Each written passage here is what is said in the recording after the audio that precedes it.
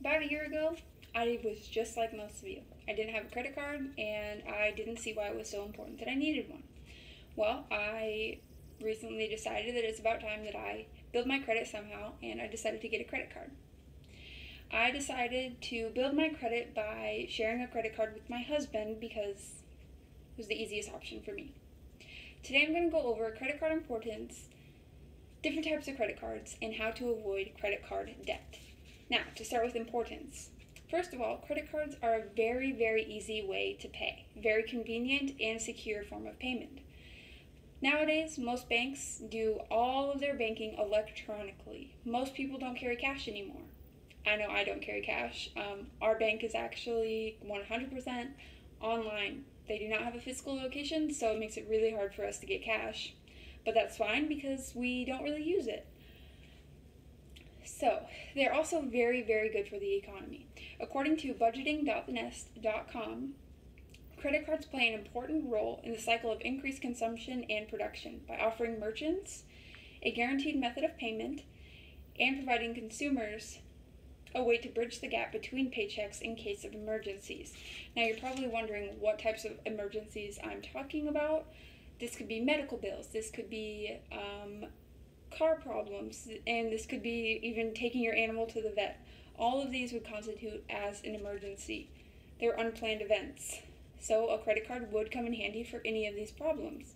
My husband and I had some car problems back a couple months ago, and we were able to use our credit card to save the day until we got paid. So it was really nice. Now, the credit card that I share with my husband is an Amazon Prime credit card. So this is one of many cards that are out there. The Amazon Prime credit card is 5% cash back on Amazon purchases, which we actually use a lot, and it offers 2% cash back in gas, grocery, and restaurant purchases. And you can earn these cashback rewards on your Amazon Prime account.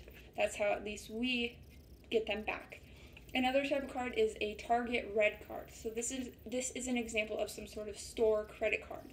This Target Red card could be nice for people that shop at Target on a regular basis because you earn 5% off on Target online and Target in-store every single day. And they also offer free shipping on Target.com for any purchase. And with Target and Amazon Prime, they do not have annual fees, so you don't have to pay to have your credit card account open every single year.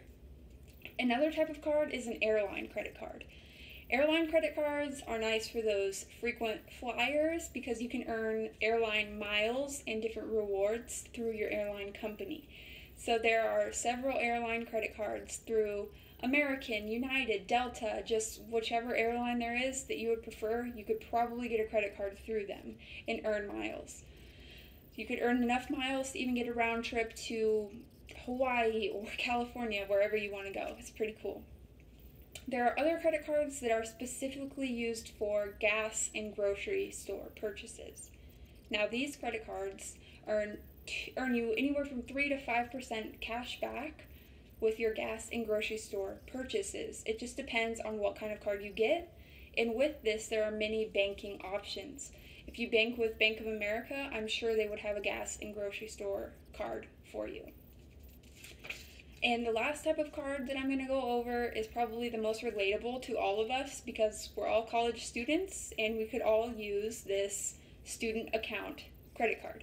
So with these, most of these credit cards are lower interest, and this one I'm going to go over is called the Discover It Student Cashback Card. So with this, according to discovercard.com, you can earn a good grade reward, which is $25 at the end of each year that you have a 3.0 GPA or higher. But you can only earn this reward for 4 years. But most of us are only going to be in college for 4 years, so it doesn't matter because after you're in college, you would have to shut down the student account unless you go on to higher education after your bachelor's. Now with this card, there is no annual fee. Now with the airline card, there is an annual fee on most of those cards. But with the student account, there's not. And there is fraud liability on this student account card, which means if somebody was to spend $300 on Amazon, you are not responsible for that, and the bank will take care of it for you. According to Discover Card, you also get 5% cash back on your Amazon, gas, and grocery purchases, just like a lot of the cards that I've mentioned. So now that you know a few types of different credit cards, it's now time to learn how to be responsible with them and how to avoid debts. My first rule is don't spend more than you have. If you only make $500 every 2 weeks, why would you spend $1,000 on your credit card? Not smart. It is not smart, because if you do not pay that back, you're going to get hit with late fees, you're going to get hit with interest, you're going to get hit with all of these bad things that you will have to spend more, you will have to pay more than what you spent originally, which is not good.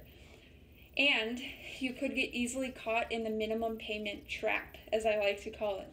For our Amazon Prime credit card, our minimum payment is $25. But we always pay our bill in full so that we can stay ahead of our bill and we don't rack up all this debt that accrues interest and a bunch of other fees. And pay your bills on time. Most cards have a late fee of at least $35, and who would want to pay $35 for just paying your bill a few hours late? Because I would not want to do that. And the best way that we manage our money is with an Excel spreadsheet. I recommend that you manage your money or plan it out in some sort of way. A planner, an Excel spreadsheet, or just write it down on your calendar so you know what bills are due at what time, so you don't miss anything and you don't end up paying more money than you need to. Now, there isn't much to being a responsible credit card holder. There really isn't. You just have to make sure you pay your bills on time and don't spend more than you have. All the things that I already went over. But now you know why credit cards are important. You know a few different types of credit cards. And again, you know how to avoid debts. You could start being a responsible credit card holder anytime now. Not being responsible with a credit card is something that can affect you for the rest of your life. So be smart with credit cards.